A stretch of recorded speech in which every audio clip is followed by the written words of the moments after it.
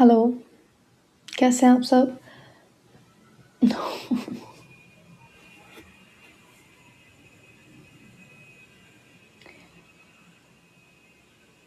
Hello, welcome back to our channel or welcome to our channel if you have never been here before.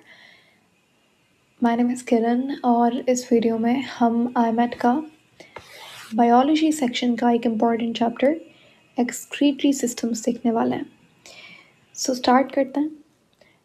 This book is Pearson 11th edition. No, I guess this is Pearson Global Edition. हाँ जी, in case if you want it. This is the book.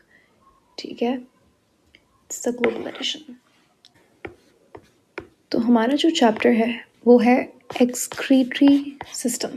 ठीक है, ये जो आपको यहाँ पे bird नज़र आ रही है इसका नाम है एल्बेट्रोस. ये बर्ड आपको सी वाटर में मिलती है.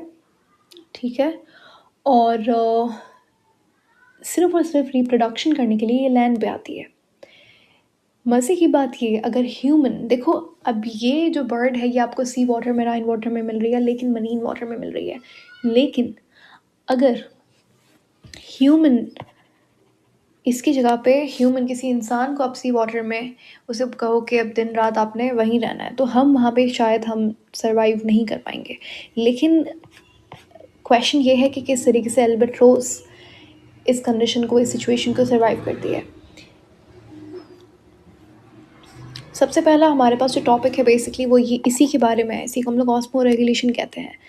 ठीक है, तो कहता है कि at 3.5 meter, the wingspan of wandering albatross is the largest of any birds. ये बर्ड का नाम है. ठीक है, albatross. और इसके जो विंग स्पैन, जब ये पंख हिलाती है तो तकरीबन 3.5 मीटर इसके उतने वाइड इसके विंग्स स्प्रेड होते हैं. तो ये आपके पास आज हमारे पास जितनी भी बर्ड्स हैं उसके हवाले से जो इसका विंग स्पैन है वो सबसे लार्जेस्ट है. तो ना सिर्फ इसकी साइज़, इसके विंग्स की साइज़, इसकी साइज़ इम्पॉर्टेंट है, बस बल्कि जिस तरीके से ये बर्ड सर्वाइव करती है थ्रू आउट द ईयर. क्योंकि ये किस में मिल रही है आपको? सी से मुराद यहाँ पे मरीन वाटर है, जहाँ पे सॉल्यूट कंसनट्रेशन बाहर क्या होगी? ज़्यादा होगी, जिसकी वजह से एक ऑर्गेनिज्म अगर वो ऑस्मो रेगुलेशन फेल कर जाती है उसकी बॉडी में फॉर सम रीज़न, तो जैसे ये फ़िश है. ठीक है, अगर बाहर बहुत ज़्यादा सॉल्यूट है तो डेफिनेटली क्या होगा? इसकी बॉडी का जितना भी पानी है वो बाहर चला जाएगा और ये डिहाइड्रेशन से इसकी मौत भी हो सकती है. और ये जो बर्ड है एल्बेट्रोस, ये दिन रात सी में रहती है, लेकिन ये लैंड पे आती है सिर्फ रिप्रोड्यूस करने के लिए. अगर आप ह्यूमन की बात करो, यही सेम कंडीशन अगर आप ह्यूमन पे अप्लाई करते हो, अगर आप किसी इंसान को कहो कि आपने सी वाटर ही पीना है दिन रात, तो वो डिहाइड्रेशन से उसकी डेथ हो जाएगी. ठीक है, लेकिन इसी सेम कंडीशन में ये बर्ड ना सिर्फ सरवाइव करती है बट इट थ्राइव्स. एकदम आराम से वो इस चीज़ को हैंडल कर रही है. कैसे? The question is, the answer to it is osmoregulation. So for both albatross और ह्यूमन, एक फ्लूइड बैलेंस होना टिश्यू में,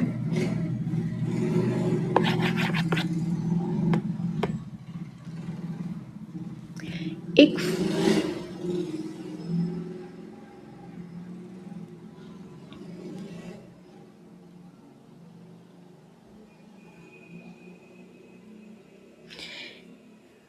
एक फ्लूइड बैलेंस होना टिश्यू में वो बहुत इंपॉर्टेंट है ना. अब इस फ्लूइड से मुराद यहाँ पे वाटर है, और जो भी उस वाटर में सॉल्यूट प्रेजेंट होगा उस फ्लूइड में, उसका बैलेंस होना भी बहुत ज़रूरी है. ठीक है, तो वाटर और सॉल्यूट दोनों की कंसंट्रेशन एक सेट पॉइंट में, एक लिमिट में होती है.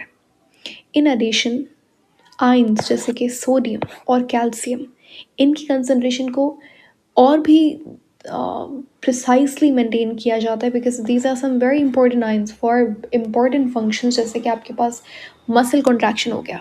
ठीक है, मसल कॉन्ट्रैक्शन के लिए कैल्शियम बहुत इंपॉर्टेंट होता है. उसके बाद आपके पास इम्पल्स जनरेशन हो गया, तो सोडियम चैनल्स उसके लिए इम्पॉर्टेंट होता है. तो for the normal activity of muscles, of neurons, इन सब आयंस का और वाटर का बॉडी में एक लिमिट के अंदर होना इम्पॉर्टेंट है. इसी वजह से आपके पास होम्योस्टेसिस का एक बहुत इंपॉर्टेंट पार्ट है ऑस्मो रेगुलेशन, जो कि एक जनरल टर्म है, हम लोग इस्तेमाल करते हैं। ऑस्मो रेगुलेशन का मतलब ये होता है कि सॉल्यूट की ऑस्मो यानी कि पानी, रेगुलेशन उसकी क्वांटिटी को मेंटेन करना। ठीक है, ना सिर्फ यहाँ पे वाटर कंसंट्रेशन की बात आती है ऑस्मो रेगुलेशन में, but solute concentration also comes under the umbrella of osmo regulation. ठीक है, तो वाटर गेन, वाटर लॉस कितना होगा, सॉल्यूट कंसंट्रेशन, ये सब चीज़ का जो चेक एंड बैलेंस है उसका ऑस्मो रेगुलेशन कहते हो। तो होम्योस्टेसिस का बड़ा इंपॉर्टेंट पार्ट है। होम्योस्टेसिस क्या है? अच्छा, होम्योस्टेसिस एक बहुत ही वाइड टर्म है। इसका मतलब क्या है कि आपके पास अगर एक ऑर्गेनिज्म है, ठीक है, इसके बाहर, इसके एक्सटर्नल इन्वायरमेंट में बहुत सारी फ्लक्चुएशंस आ रही हैं। शाम को गर्मी है, रात में सर्दी हो गई, तो टेम्परेचर की फ्लक्चुएशन आ रही है। फिर ये एक जगह से दूसरी जगह इसने माइग्रेट किया, तो कहीं ना कहीं पीएच में तब्दीली आई। उसके अलावा आपके पास आप कह सकते हो पानी, वाटर कंसंट्रेशन, उसने पानी सफिशेंट नहीं पिया, या फिर जो पिया वो सी वाटर था। तो ये सारी चीज़ें एक्सटर्नल इन्वायरमेंट में फ्लक्चुएशंस आ रही हैं। लेकिन क्या ये चीज़ें अफेक्ट करेंगी इसके इंटरनल इन्वायरमेंट को? तो करेंगी, बिल्कुल करेंगी। लेकिन हमारी बॉडी, अगर आप पर्टिकुलरली ह्यूमन की बात करो, तो हमारी बॉडी में ये सलाहियत है कि हम अपने इंटरनल इन्वायरमेंट को एक सेट पॉइंट पे बैलेंस रखते हैं। ठीक है, ताकि वो जो एक्सटर्नल इन्वायरमेंट में फ्लक्चुएशंस आ रही हैं उनसे प्रोटेक्शन मिल सके हमें। तो बेसिकली यही protection of internal environment against external environment, against the fluctuations of external environment, इसी प्रोटेक्शन को आप होम्योस्टेसिस कहते हो। इसी प्रोटेक्शन, इसी मैकेनिज्म को आप होम्योस्टेसिस कहते हो। ठीक है, अब होम्योस्टेसिस का मतलब ये नहीं है कि आप अपनी इंटरनल कंडीशंस को, अपनी इंटरनल इन्वायरमेंट को हम फिक्स्ड रखते हैं। ये बिल्कुल ही गलत कॉन्सेप्ट है, ऐसा नहीं होता। होम्योस्टेसिस का मतलब ये है कि हमारी बॉडी में कुछ सेट पॉइंट्स है, जैसे टेम्परेचर 37 ऑप्टिमम है। हमारे एंजाइम्स, अगर टेम्परेचर बहुत कम हो गया बॉडी में 30, 29, तो वो एंजाइम्स डीनेचर हो सकता है। तो फ्लक्चुएशंस, होम्योस्टेसिस का मतलब ये नहीं है कि वो 37 ही 37 फिक्स्ड रहेगा। नहीं, किसी भी रीज़न की वजह से एक्सटर्नल इन्वायरमेंट में जो फ्लक्चुएशन आ रही है उसकी वजह से हमारे अंदर कुछ ऐसे प्रोसेस होंगे, जैसे कि ऑस्मो रेगुलेशन, जैसे कि थर्मो रेगुलेशन। तो एक बहुत ही लिमिट, एक बहुत ही नैरो रेंज में फ्लक्चुएशंस आएंगी, और वो फ्लक्चुएशंस का फ़ायदा यही होगा कि हमारा जो सेट पॉइंट्स हैं वो बैलेंस रहे। सेट पॉइंट का मतलब ये है कि भाई आपके पास फ्लूइड, जो बॉडी फ्लूइड है हमारा, प्लाज्मा में वाटर कंसनट्रेशन इतनी है, सॉल्यूट कंसनट्रेशन इतनी रहेगी, टेम्परेचर 37 है। ठीक है, तो ये होम्योस्टेसिस होता है।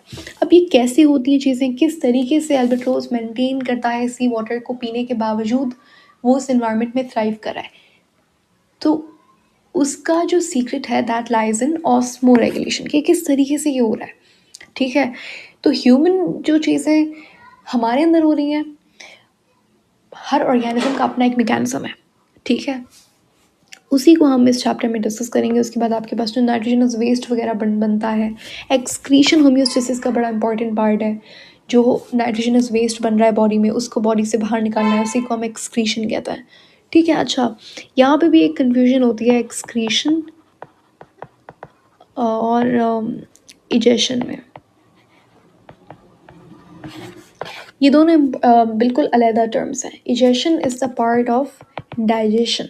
ठीक है, जैसे आपने खाना खाया, जो अनडाइजेस्टेड फूड था, ठीक है, जो बॉडी को रिक्वायर्ड नहीं है, तो वो बॉडी से बाहर निकल जाता है, उसी को आप इजेशन कहते हो। इसका दूसरा नाम है डेफिकेशन। ठीक है, तो ये आपके पास न्यूट्रिशन का सबसे लास्ट स्टेप होता है। ठीक है, इसमें डाइजेशन इन्वॉल्व होती है।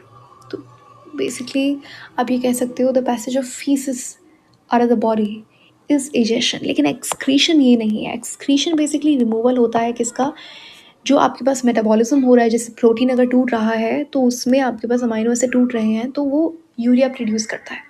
तो जितना भी ये जो नाइट्रोजनस वेस्ट बन रहा है बॉडी में, इसको बॉडी से निकालना एक्सक्रीशन कहलाता है। तो ये दोनों डिफरेंट टर्म्स है। अब ये रिलेटेड है किससे? एक्सक्रीटरी सिस्टम से। ये रिलेटेड है डाइजेस्टिव सिस्टम से। एक्सक्रीशन में आपके पास किडनी इन्वॉल्व होती है, ठीक है। डाइजेशन में अपने ऑर्गन्स होते हैं, small intestine, large intestine, rectum involve होता है, ठीक है।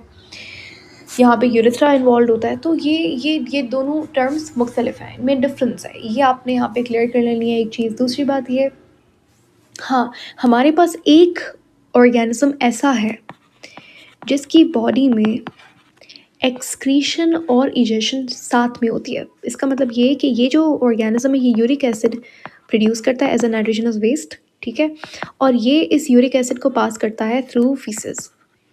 तो इसका जो डाइजेशन और जो एक्सक्रीटरी सिस्टम है वो कहीं ना कहीं कंबाइंड है। तो ये कौन सा ऑर्गेनिज्म की बात हो रही है? कॉकरोच की बात हो रही है।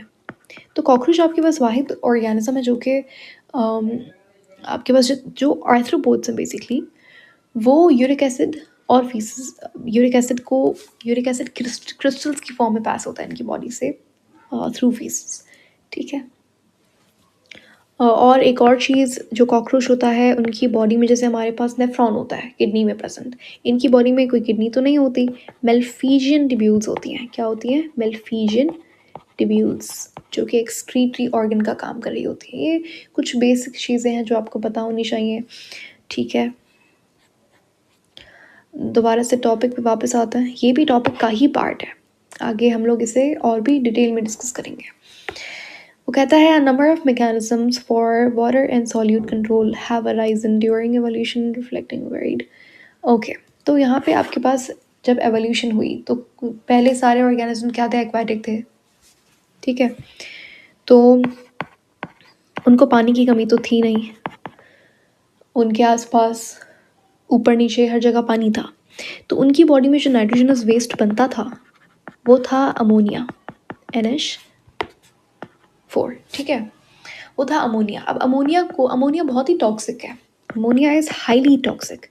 अब अमोनिया को बॉडी से बाहर निकालने के लिए, इसको जल्दी से इसलिए बॉडी से बाहर निकाल दिया जाता है, लेकिन क्योंकि ये ज़्यादा टॉक्सिक है तो इसको बाहर निकालने के लिए बॉडी से बहुत ज़्यादा पानी की ज़रूरत होती है। यानी कि 1 gram ammonia requires 500 ml of water, ठीक है। तो ये काफ़ी ज़्यादा पानी है, लेकिन एक्वेटिक एनिमल्स हैं तो वो ये अफोर्ड कर सकते हैं इतना क्वांटिटी का पानी, ठीक है। लेकिन जैसे जैसे आपके पास एनिमल्स जो है वो लैंड पे आना शुरू हुए, टेरेस्ट्रियल एनिमल्स आए, पहले तो एम्फीबियंस, उसके बाद आपके पास रेप्टाइल्स, मैमल्स और फिर बर्ड्स, इस तरीके से एवोल्यूशन हुआ।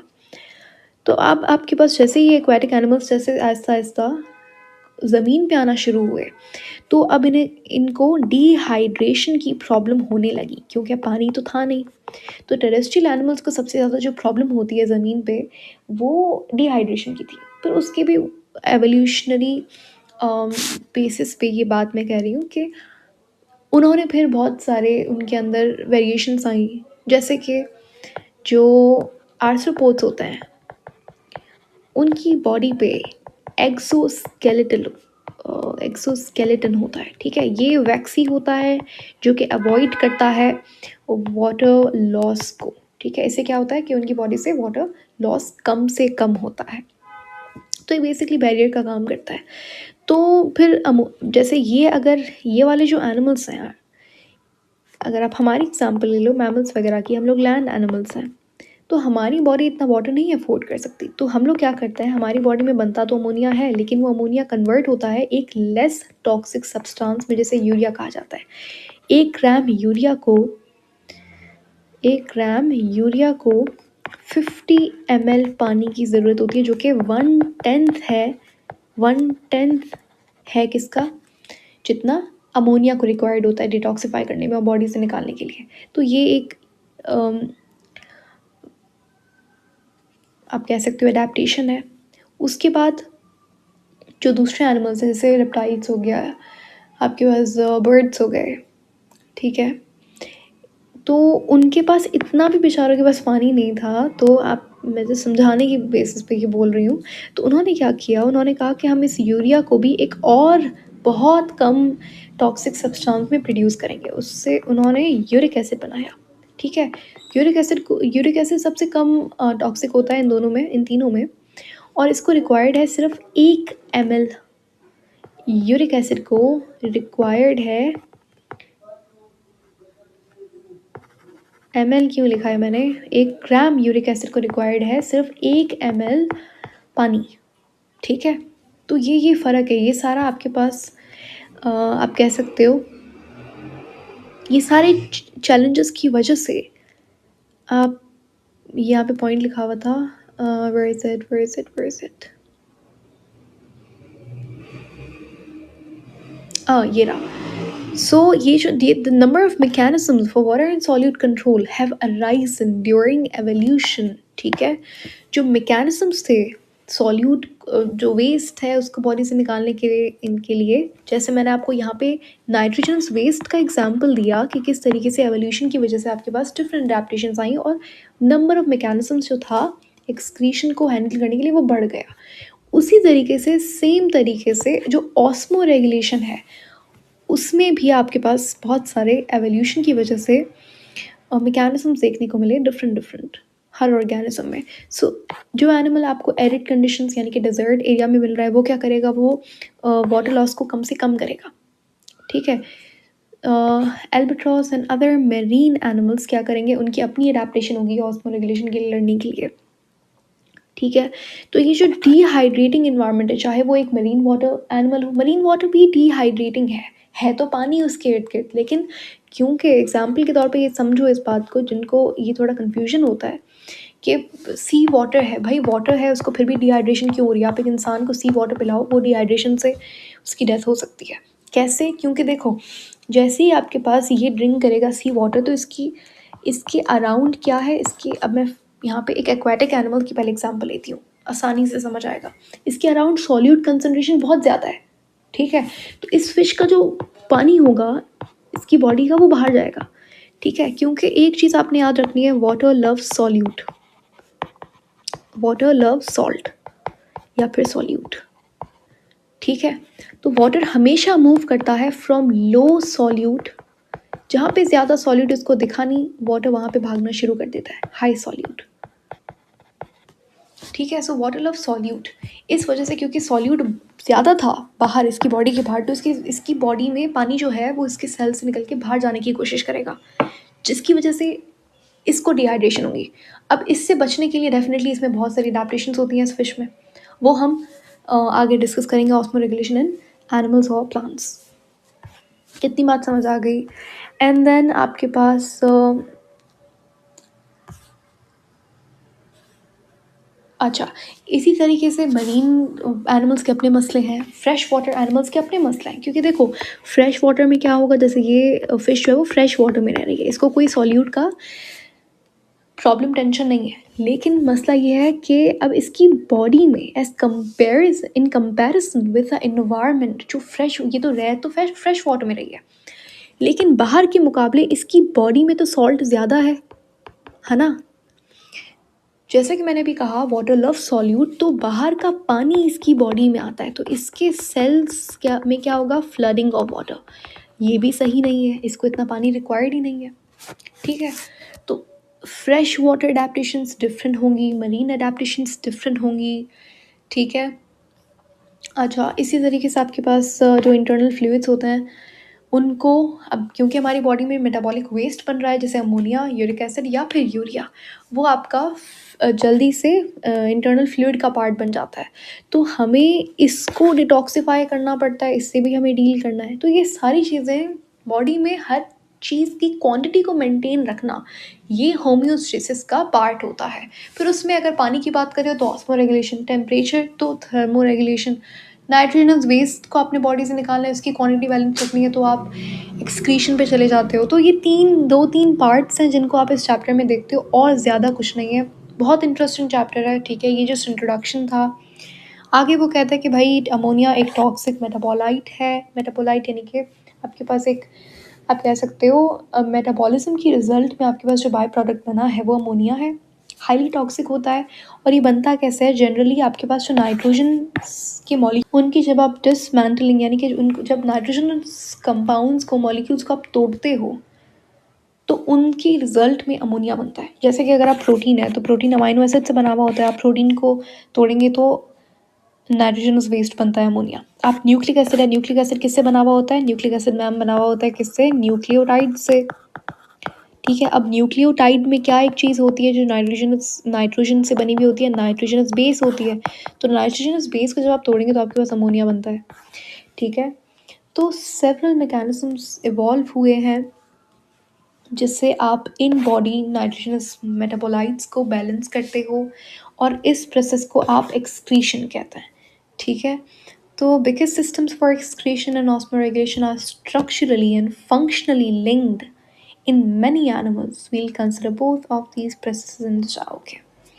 तो कहीं ना कहीं आपके पास एक्सक्रीशन, ऑस्मोरेगुलेशन, ये सारी चीज़ें एक दूसरे से कनेक्टेड हैं, तो आप होम्योस्टेसिस के अंदर इन सबको पढ़ते हैं।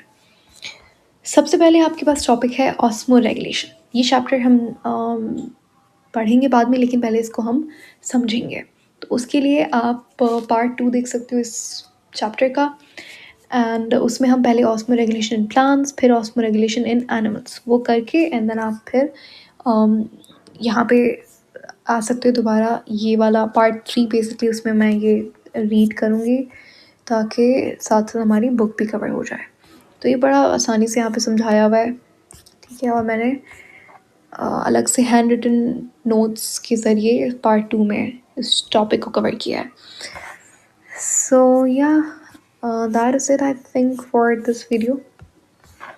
हम मिलते हैं नेक्स्ट, इसको हम कंटिन्यू करेंगे बेसिकली पार्ट 3 या पार्ट 4 में। ठीक है, पहले आप ऑस्मोरेगुलेशन प्लांट्स और एनिमल्स समझ लें, उसके बाद हम रीडिंग